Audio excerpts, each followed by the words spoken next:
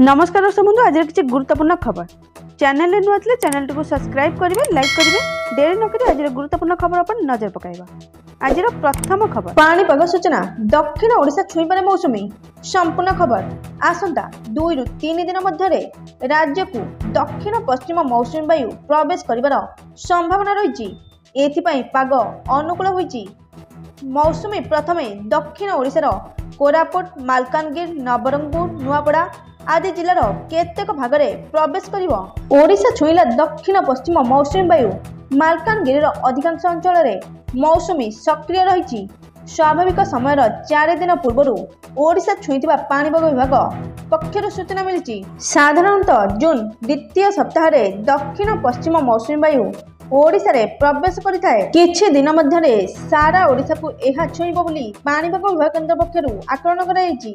स्वाभाविक समय 4 दिन पूर्व आसुची मौसुमी प्रचंड ग्रीष्म प्रवाह सह झड़ तोफानर सतर्कता 2 रु 3 डिग्री बढ़िबो तापमात्रा जहाँकि आंचलिक पाणीपाग विभाग केन्द्र पक्षरु सूचना मिली। परवर्ती सूचना पीएम किसान बड़ अपडेट संपूर्ण खबर कृषक अकाउंट को आसिबो 30,000 टंका मोदी सरकार नेबे बड़ निष्पत्ति। रविवार क्रमागत तृतीय थर पर नरेंद्र मोदी प्रधानमंत्री भावे शपथ ग्रहण करेंगे। यही कार्य को एक बड़ ढंग से संगठित करने प्रस्तुति चलती। एथिपाई 7टी पड़ोशी देशर मुख्य को निमंत्रण कराई। पीएम किसान योजना अंतर्भुक्त जहाँ कृषक मान विशेष उपयोगी। कृषक मानू पुंजी विनियोग सहायता जोगाई मोदी सरकार 2016 यह योजना आरंभ करते किंतु वर्तमान पर्यंत 16टी किस्ती कृषक अकाउंट रे जमा होईची।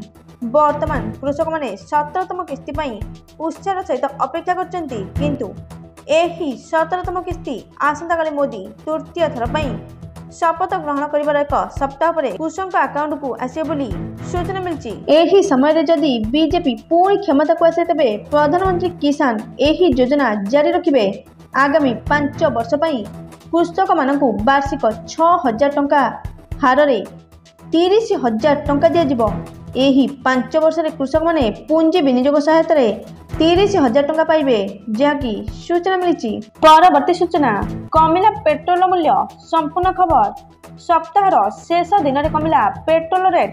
भुवनेश्वर में पेट्रोल लिटर प्रति 100 टंका 97 पैसा रही बेले डीजेल मूल्य 92 टंका 55 पैसा रही। जून 7 तारीख अर्थात शुक्रवार भुवनेश्वर में पेट्रोल और डीजेल लिटर प्रति 101 टंका 6 पैसा और डीजेल मूल्य 92 टंका 55 पैसा रही। राजधानी दिल्ली में पेट्रोल मूल्य लिटर प्रति 94 टंका 72 पैसा रही बेले डीजेल मूल्य 87 टंका 62 पैसा रही। सेपटे चेन्नई में पेट्रोल दाम कमी पेट्रोल लिटर प्रति 100 टंका 75 पैसा रही बेले डीजेल मूल्य 92 टंका 34 पैसा रही। पेट्रोल एवं डीजेल दाम आपण एसएमएस माध्यम जानीपारे।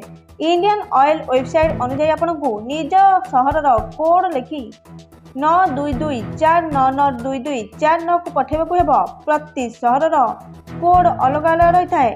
यह आपण को आईसीओएल वेबसाइट मिल जिवो जहाँकि प्रत्येक दिन सकाल 6 पेट्रोल और डीजेल दाम परिवर्तन होता है।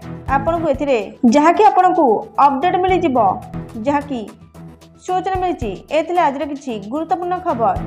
Thank you.